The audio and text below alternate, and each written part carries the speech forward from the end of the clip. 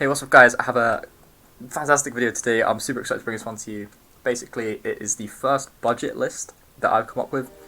Basically, the game is about a week, about 10 days until release, until we can get our hands on some physical cards. So I thought, the game's kind of looking like it might be a bit expensive. So I thought I'd bring you guys a budget deck, and in theory, it will be budget. It has kind of low rarities, so it should be on the cheaper side of things. And it's strong as well. It's really good. It can take down most decks. Obviously, there's not really a meta at the moment, but I feel like this will be the budget deck. Let's get into it. This is the breakdown. Normally, I don't have the budget breakdown at the top, but I've added that here. If you're not familiar with these videos, basically this is a summary of all the stuff that will be in the video, all the contents. There'll be timestamps. If you're interested in anything in specific, in particular, then you can go to that timestamp and that's what you'll get. So let's just go straight into the first budget breakdown. So this is the breakdown you can see. Basically, I pulled this thing from Reddit. It's a booster box breakdown. Basically, it is only one booster box. It's a very small sample size, but we can go off of some numbers which we can kind of just assume is correct. And this is budget in the way that's assuming that you're not going to buy packs and booster boxes. You're just going to go and buy singles. So as you can see, the booster box breakdown gives you 33 rares, 12 super rares, 5 legendaries, and I'm assuming just a bunch of commons and uncommons. So off of that, we know there's 24 packs in the booster box. We know that that averages out at 1 super rare in every 2 packs. Now I think how many people are going to be opening packs, selling the cards, trading the cards, there's going to be a lot of super rares to go around, and this deck only requires 2 super rares. Granted, it is one of the better super rares, but it's only 2 super rares, and then the rest should be very cheap and very easy to come across in packs or in trades. So we've got 22 commons, 22 uncommons, 14 rares, only 2 super rares, which are very good in the deck, and if they are super cheap, or if you're not really on that much of a budget, you could move this up to 4 definitely, and then absolutely no legendaries at all. So, and that's like, in my opinion, optimal that there's no legendaries. The legendaries don't really fit in this kind of deck anyway, so let's move on to it. So these are the key cards in the deck. We've got our bounce cards, which is Mother Knows Best, Befuddle, and Genie. Basically, we're just going to be returning our opponent's characters back to their hand. And then Genie's also got Evasive, so that's going to be super nice to deal with, and can quest for 2. That's kind of what the deck wants to do. It wants to bounce a lot of opponent's cards back to their hand, so you can keep questing with your own cards. We've got Cusco. Cusco is a very hyped card. It has wards, so you can't target it, so it can't be Dragonfired or anything like that, or Hades, anything like that. And it can quest for free, which is crazy. And when it's challenged and banished, you can banish the challenging character. So it trades itself, quests for a lot, and is really hard to remove. And then we've got Friends on the other side, just a draw card. With these aggro decks, you're going to be drawing a lot, so you can keep the gas going, basically. This is the deck list I've come up with. We're going to go over each card individually, and I'll kind of tell you what they do in the deck. So we've got our 4 different 1-drops. We've got 3 Archimedes, basically just a 2/2 stat line, inkable, quest for 1, just a good 1-drop. Maleficent, uninkable, but quests for 2, which if you get these really going in the early game, you can get a lot of quests really quick if the opponent can't deal with it. Super good for dealing with those control decks that can't really do anything till turn 5. We've got 4 Pascal. So 1/1 stat line, only quest for 1, but if you have any other character, which you definitely will in this deck, then it has Evasive, and Evasive early on is super nice to deal with. And then we've got Duke of Buzzerton, same as Archimedes, just in the Emerald Ink category. Then we've got 4 Cruellas. Cruella's another card that bounces. When it's challenged and banished, you can return a chosen character to the player's hand. That doesn't have to be the card that banishes it, that can be anything else they have on board. So it can just stall them out for another attack, basically. Basically, this deck is just clearing your opponent's board while questing, so you're just clearing their stuff passively. You're not even concerned about it. You'll just get into that 20 and they have to deal with you, and if they can't deal with you, which you're very quick, so a lot of time they won't be able to, then you'll just win. 4 Flynn Riders. Basically, if this card's challenged, the challenging player has to discard a card. Super annoying again. You're kind of passively playing the game just while questing with this deck, because they're going to want to clear Flynn because it quests for 2 and it costs 2. But in doing so, they're going to have to discard their hand, and card draw in this game and hand size is just a massive thing, because you're playing 2 cards a turn. Ideally you're inking 1, playing 1. You haven't got that many options, you haven't got that many cards, so discarding 1 is going to be a huge detriment to the opponent. Speaking of card draw, we've got 4 Maleficents. Basically, when you play it, you draw a card. Just simple as that, very nice. Then we've got Cheshire Cat, quest for 2, and when it's challenged and banished, you banish a challenging character. Once again, it trades itself, and it can sometimes, if the opponent hasn't got many small things on the board, it just up-trades itself so well. Then we've got 3 Peter Pans, just has evasive. Evasive is a really cool keyword, super underused at the moment in my opinion. 2 Jet Sams, once again, just has evasive. It does have the ability that your opponents called Flotsam have evasive as well, but we don't run any of those, so don't worry about that. 3 Hans, 4-drop that quest for free. It's just playing into that game plan of questing, trying to get to 20 as soon as possible. Doesn't do anything to annoy the opponent, but it does have free attacks, so they are going to have to trade some units into it, ideally. Then we have a Tinkerbell, quest for 2 and has evasive. When you play it, you can give one of your characters evasive for this turn. That only really allows you to attack into opponents' evasives, which you're not going to be doing, so that's not really important. 4 Cuscos. This card is probably the best rare in the whole set. It has Ward, so the opponent can't Dragonfire it or target it with any card. It can still be like Be Prepared and stuff like that, but it does cost 5 and Be Prepared does cost 7, so if you get it out super early, then it's unlikely that you're going to be like Be Prepared. And then it does have the ability as well that when it's challenged and banished, you banish the challenger character. So once again, trades itself, really sticky, and quests for free. So most of the time, ideally, with the bounce cards that you've got, you're going to be questing for at least 6 with this card, which is like almost half of the game. And then we've got 3 Mad Hatters. It quests for free as well. It has the same stat line as Cusco, but it is inkable. And then when it's challenged, you can draw a card. Super good for when you're playing 5 drops. You're not really going to have a huge hand size, so any card that you draw is going to be super good, basically. Then 2 Genies, these are the super rares. This is, in my opinion, one of the saviors of the deck. It wins a lot of games. So if you're not much of a budget, or it turns out that's cheaper than I'm thinking it is, then maybe up this to 4, honestly. Kind of test the deck, see what you don't like, and take it out and replace it with more Genies. Basically, it's evasive again, which is something in this deck which... This deck has a lot of evasives, basically, but it's not the main focus. It's just one of those like things that it has, which is just really good on the side.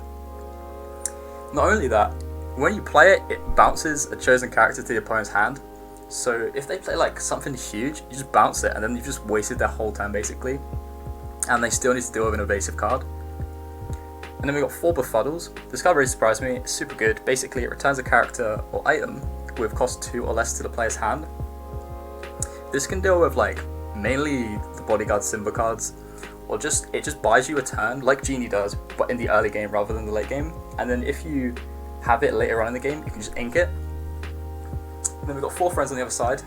Draw 2 cards, very good, and it's a song, so you can sing it. Ideally, you're not really going to be singing it too much, but if it happens, it happens. And then finally, we've got 3 Mother's Knows Best. Same thing as like Genie and Befuddle, but it's just any chosen character to the player's hand. Once again, you can sing it. You're not really going to be doing that too much, but you have the option. So there's the deck list. I really enjoyed playing it. It wins a lot of games, and it should, in theory, be super cheap to build. Now onto the main combo section. Normally I have like combos, kind of what cards that go together, what cards you're going to want to play on the same turn. The way this deck plays doesn't really have combos. I could sit here and be like, oh, you can play Cusco, and then like on the next turn play a Genie to protect the Cusco.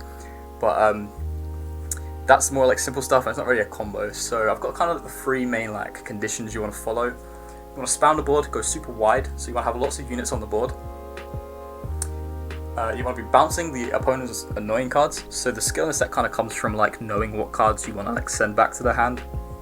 You don't want to be sending back like Lilos or anything like that. You want to be sending back the big cards that have an impact, and like anything that costs a lot of ink, just to like waste the opponent's time while you get closer to your win condition. And then I guess spam the board also goes with this third one, which is play around board clears. So against Steel, you're going to want to be playing against like Tinkerbell Shift into Grab Your Swords. So maybe don't play stuff that has 3 or less health on that turn, maybe save it, see if they've got it, and then deal with it, and then play it when it's safe to play. Or when your opponent's about to get 7 ink on Ruby, you want to just like, maybe play it like more preserved, don't play all your cards, wait until they use to Be Prepared, and then refill the board back up, make them use all their Be Prepareds to get around your stuff. Make sure that they can't just have one answer to your board basically. This is an example of Mulligan with aggro decks. I think a lot of the skill comes from the Mulligan. So I've got an example here. We've got basically a 1-drop, a 2-drop, a 3-drop, and some card draw. And then obviously this is only 6 cards, so you'd have 1 more. So this could be like any extra card, basically. So like, for example, in this hand specifically, we could ink the Maleficent, let's say. play the 3-cost Maleficent, play the 1-cost Maleficent, and then on turn 2 we could like ink the Duke of Westerton, or if we top deck a new card that we're not going to use, we can ink that instead. Play Flynn. Basically, you just want to plan out your first 3 turns in the Mulligan. I think that's a good rule of thumb. You want to plan out like what you're doing turn 1, turn 2, turn 3. Kind of make sure that your first 3 turns you're off to a really quick start. Because the worst thing you can do with this deck is miss turn 1, something a bit like bad on turn 2, and then like an iffy turn 3, and then like have a good turn 4. But by that point, it's already too late. You want to get off to a rapid start. You want to make sure you've got card draw, strong units, a lot of quest points. Just want to get to that win condition as soon as possible. So this is kind of like the ideal Mulligan in my opinion. But any kind of principles that follows like the first 3 turns would be ideal in my opinion. So these are the matchups. We've not really got any very favourables. I was close to putting Sapphire in very favourable, but I opted against it. So Sapphire wants to ramp quite a lot, and by the time they get to their like key numbers of like 7 ink, 6 ink, you've already got to a point where they can bold clear you, and then Cusco can just come through and just like quest twice and win. Or if they play like something huge, you can just bounce it.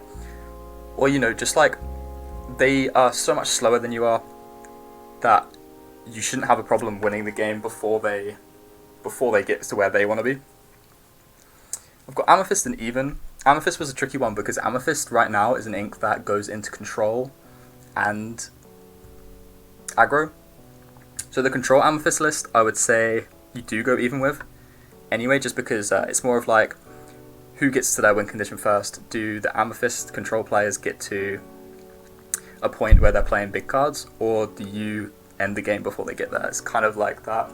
And then for aggro Amethyst, I'd also say it's Even because you're just racing, basically. A lot of the time, they'll be playing like Emerald Amethyst, and that's what you're playing, so it's just a race, really. And then I've got Emerald in Even 2. Emerald decks tend to, right now, be very aggro-based, so, you know, so are you in this deck. So, once again, you're just kind of racing the opponent. But I feel like you should, with this deck, have a good matchup against it, at least, like, slightly more favourable than like Even in that kind of regard, just because you can bounce all their stuff. Obviously if it's a mirror match, it'll be 50-50. Then we've got Ruby. Ruby's Even again for the same reason that like Amethyst control is, in that you kind of want to win the game before they can play Be Prepared. You're kind of just racing against that. If you can win the game or get to a point where you're really close to winning the game before they Be Prepared, then fantastic. And if they get to a point where they can Be Prepared super early and you haven't really done much, then they're going to win the game. So I'd say it's Even in that regard. And then unfavourable, I've got Steel. Steel just has so many ways to like ping your board and do little bits of damage everywhere that it's really hard to establish a board against a good Steel player, especially if they have that turn 4 Tinkerbell shift, deal 1 to everything, and then they can Synchro Abyssals, deal 3 to everything. They'll board clear you, and then from turn 4 onwards, you've just not really got the gas to keep going, and you will just fall apart. And then obviously they've still got that Tink, which is just going to be pinging all your stuff on the board, just like removing everything.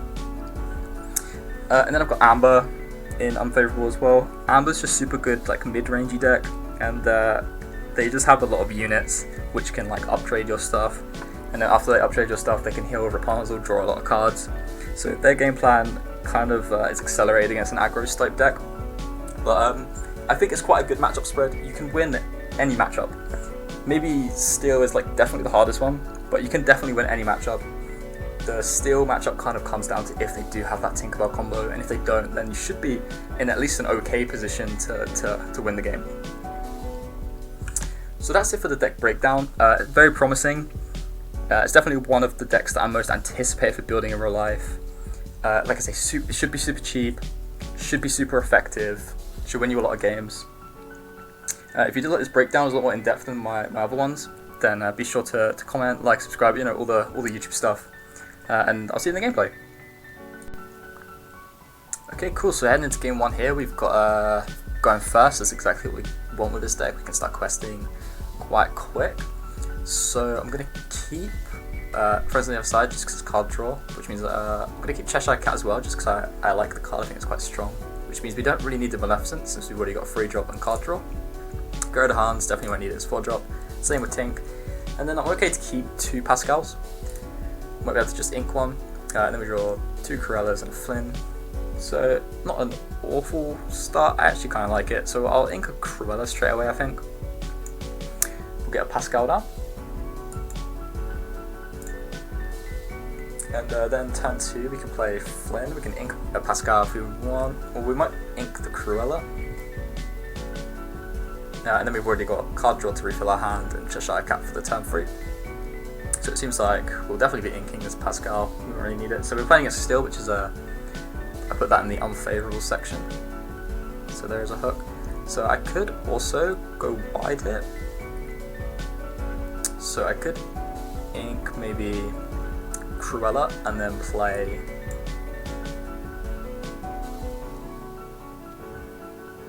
I think actually I am going to play the Flynn here. I think that'll be fine.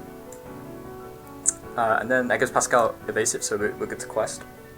Obviously if the opponent has fire the cannons on the Flynn, they can just clear the Pascal, which is why still is quite a difficult matchup for this deck.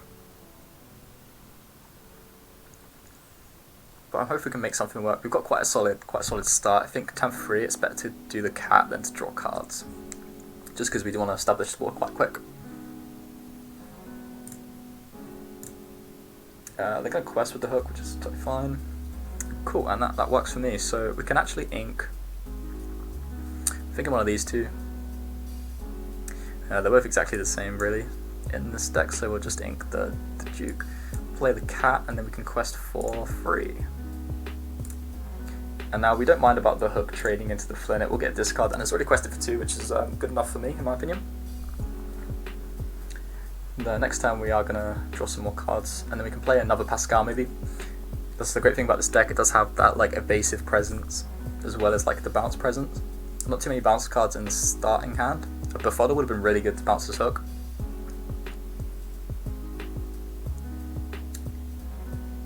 But there's the Tink, so we are worried about the turn 4 Tink, so maybe a bounce on the Tink would be super good. They're going to quest with the hook, which is quite an interesting decision. I'll play Friends on the other side, and then I will ink this, I think, and then I'm not going to play anything just because I don't want to just get tinked. Basically, if they shift the Tink, then whatever one drop we play will just die anyway. As you can see, we're already at 9 and it's turn 4. And then we do have the Cusco as well, which is going to be super hard for them to deal with. So yeah, we're looking quite good. Even though still does have the tools, they still have to find the tools. So they're playing Ruby Steel, which means they also have to be prepared, so they're quite a control kind of oriented deck. So there's the Shift Tink, so it's a good thing we didn't play the Pascal. And it looks like they are going to give us a board clear, which is super annoying.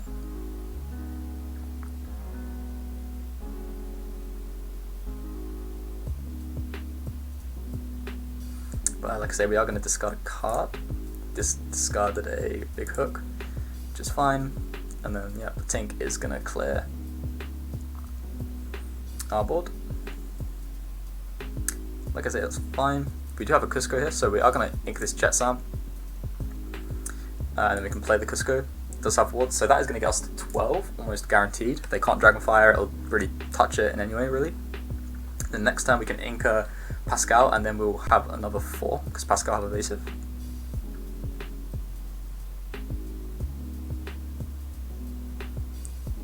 So there's a shift hook. Doesn't really affect us in any way. They are going to quest. They are at 6, which is fine. I'm going to play a second Cusco. And then ink this Pascal, I think. And then I can just quest for the free. Just want to squeak closer to that win con almost. I think if I want to play Pascal, I think I will. Just want to optimize how many quest points we're getting. So they should clear this Cusco. With the Tink actually, which just killed the Pascal, so that was a misplay there. I wasn't thinking when I played that. Would have been better to hold it.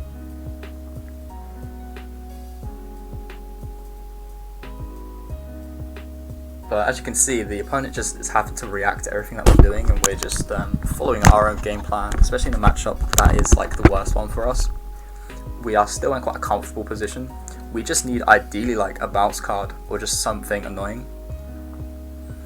Because the Aladdin's going to steal one, steal law, which is like annoying, but it should be fine.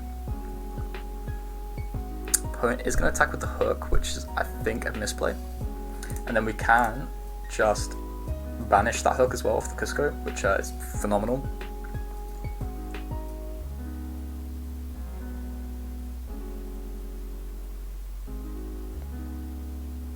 And this friends Mother Knows Best, which is great. So we can use Maleficent, draw a card, which is another Cusco, fantastic. Then we can Mother Knows Best this tank, and that's great for us.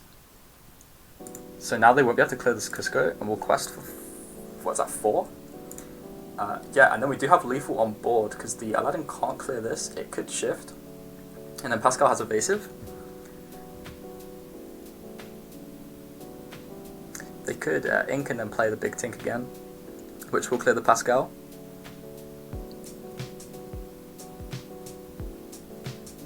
They are going to play Aladdin, which is going to attack over the Cusco, but then Cusco's ability is just going to trade itself with the Aladdin, which is just a fantastic uptrade.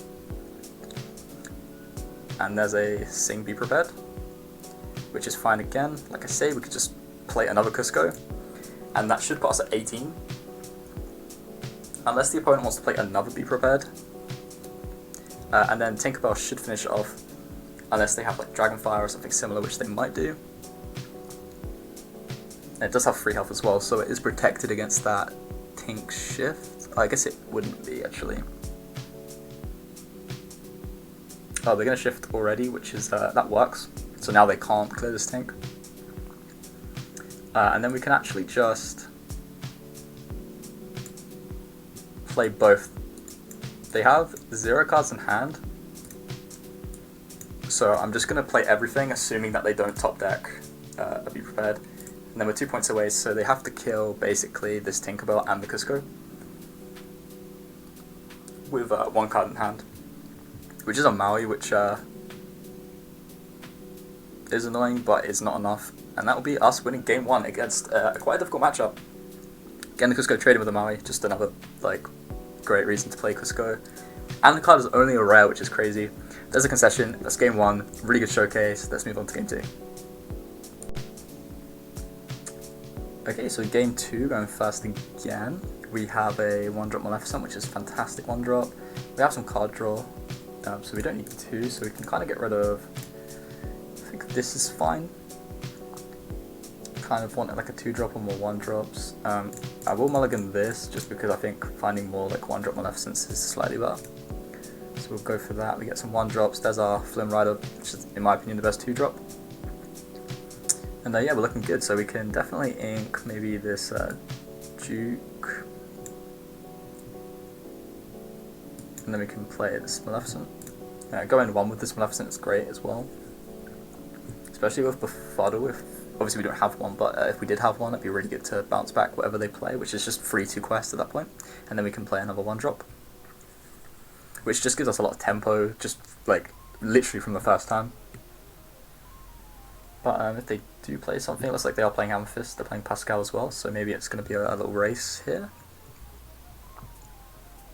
So there's that, which can trade into our Maleficent, but we're not too worried. Like any damage is good damage really. There's a 3-drop Maleficent, which means I'm going to ink this Peter Pan. And then we can play this Flynn, and then we'll quest for 2. And then it looks like they are playing an aggro deck, so if they do hit into this, they're not questing. And then also they're on 1 health, so if they want to trade into the Flynn as well, which is still a good trade for them, but it is going to trade itself back and discard a card, which is good.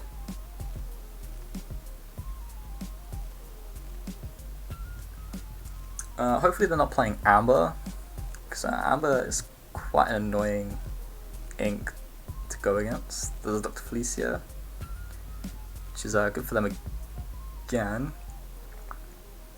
So I feel like I'll ink this Duke. Yeah, I'll ink this Duke, why not? And then we can go for the Cheshire Cat. Then we can quest for 2 again.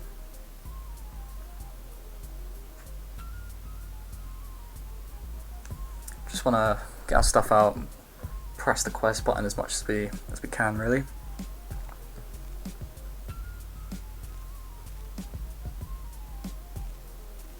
Oh, fire the cannons is not good for us. Although I feel like... Okay, there's a hook as well, which is not good for us again. Opponent is using a lot of cards here though. There's a Cruella, which is good. I am going to play this Maleficent just to get another unit on the board, or do I want to play the Cruella? Let's think. Probably want to draw more cards, so I'll use the Maleficent, and then maybe we can ink whatever we get. Which is a Jet Sound, so I will ink that. And then we can quest for another 2, so we're at 6 already on turn 4. And we do have the Cusco and more card draw in hand. So we kind of just want to stack up as many points as we can, and then just spam Cuscos and Genies and Evasives to reach 20. And then they're using all their board clear right now on non-evasives, which is good, because that means that they're going to have an absolute nightmare trying to deal with the evasives. There's a Flynn, so I'll ink this Cruella, because I felt having Cusco and Flynn was going to be super strong. Just drop our Cusco.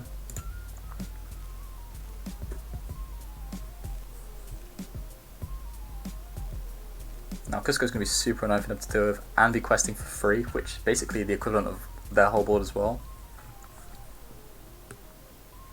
So yeah, I feel like water is a super strong keyword that you don't see on many cards. I feel like the game developers are kind of a bit hesitant to print the word board, at least on a lot of like inkable, like stronger cards. Like Cusco's, the only problem with Cusco is that it's uninkable. If the Cusco was inkable, it'd probably be like one of the best cards of the whole game.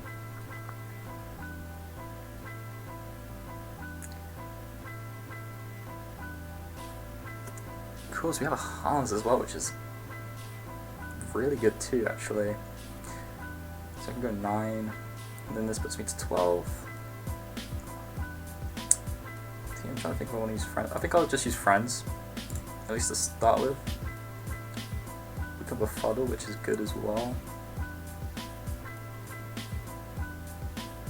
But I think I'll actually play Flynn, and then ink the befuddle. Just because next turn I can get 7 ink, and then I can play both of these, which is going to be a really good swing. Quest for free. Now the opponent's going to have to find a way to like deal with it.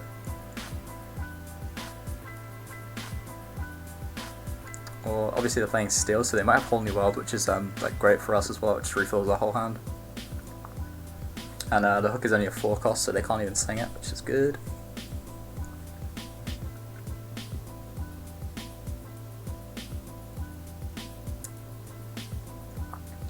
Okay, cool, so they're gonna hit with the hook and then trade the Felicia with it, which is fine for me, and then passively we're just gonna trade the Felicia. So now the opponent's kind of just gonna have to react to a lot of stuff. There's a cannons on the Flynn, which is fine as well, and they're only questing for 2, so they're not really questing for much. And they are getting ever so closer to that win condition of 20.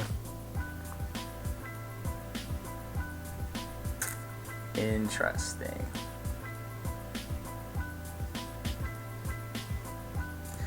So I could play Friends here, which I think I might. So we've got a Mad Hatter and a Pascal, so I think I kind of like... So I could ink Pascal to play Hans.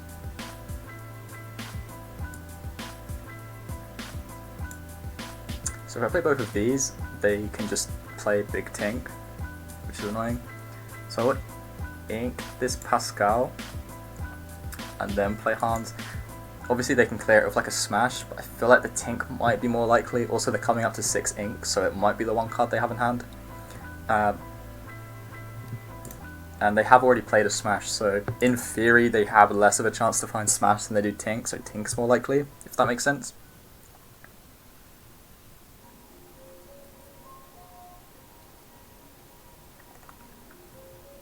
I'm just playing some units and a stopwatch, which honestly works for me.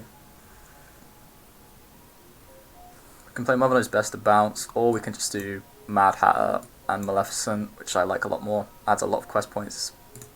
Quest for free, take us to 12.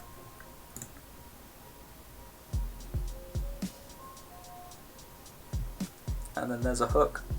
I guess they're just going to give it rush just because they can.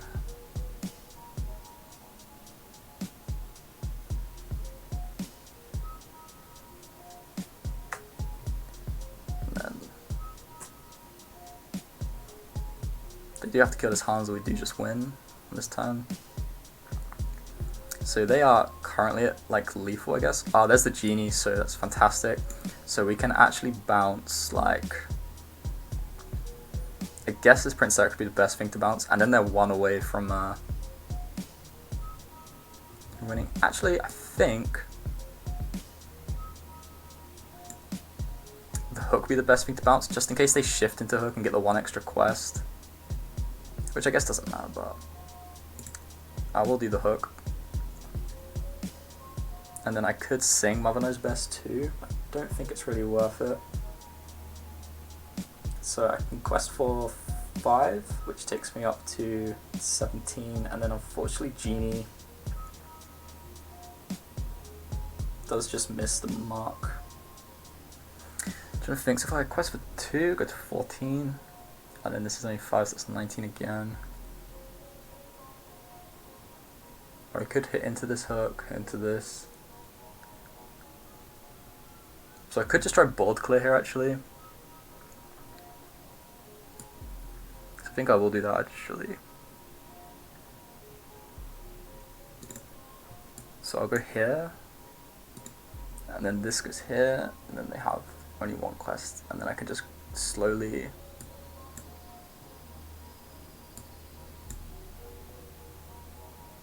and then I can just slowly whittle them down with Genie. And then I know they only have a 1-drop hook, and then I can just bounce any big card that they play. So there's like one of the later games, kind of when you're going to want to make a lot of big decisions. Kind of think, is it better to clear the board here, or is it better to just quest and race? The opponent is ahead of us, so it would be better to clear their board. They are only going to quest for 1, which is great. So I can play Maleficent, draw a card, making sure that there's another Maleficent, so I can definitely might be better to play this cat actually, now I'm thinking about it. I can bounce this hook, I think is always good to bounce. Actually, I'll bounce the Felicia. Obviously, if they shift either of those, then it's not good for us anyway. But I'm not gonna lie, it's not looking too good. I think I made a couple misplays. I think if I just kind of quested at some points, then it would have been way better. My opponent is gonna quest with both and then play a Felicia, so maybe if I can bounce.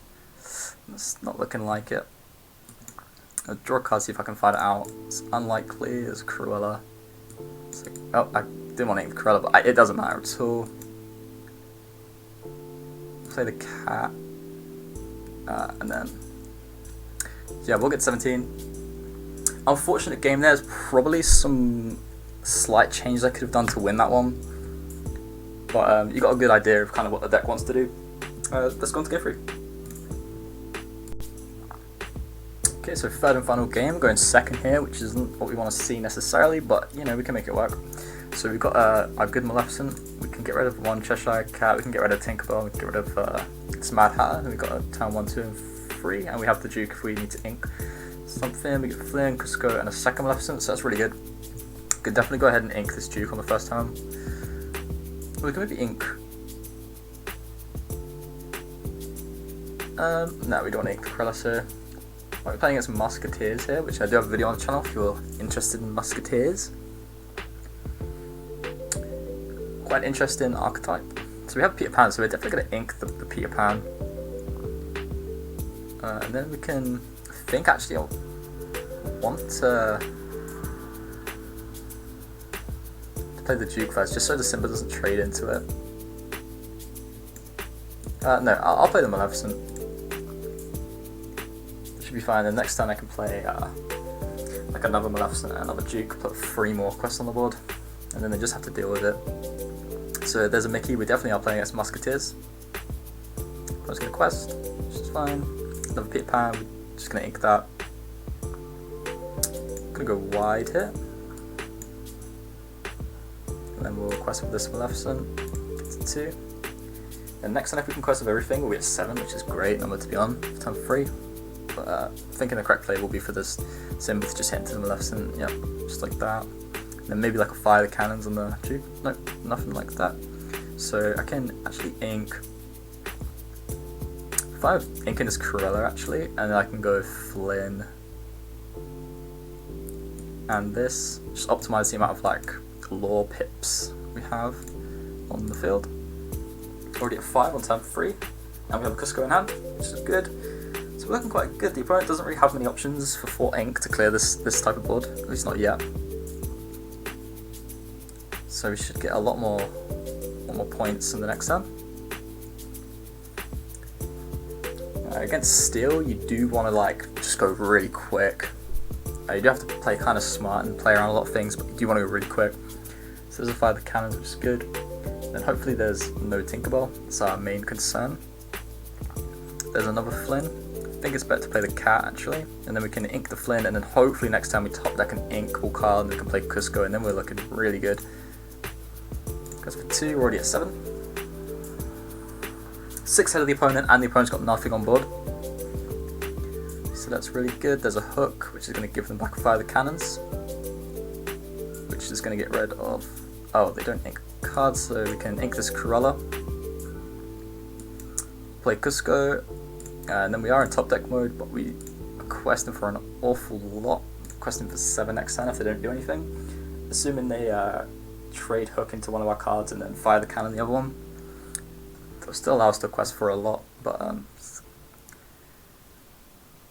just the opponent having to react again. It's just our board and just our board doing stuff. They're gonna quest with the hook, which is crazy. We top deck friends on the other side, which just allows us to draw 2 cards, which is phenomenal. And then we can actually ink.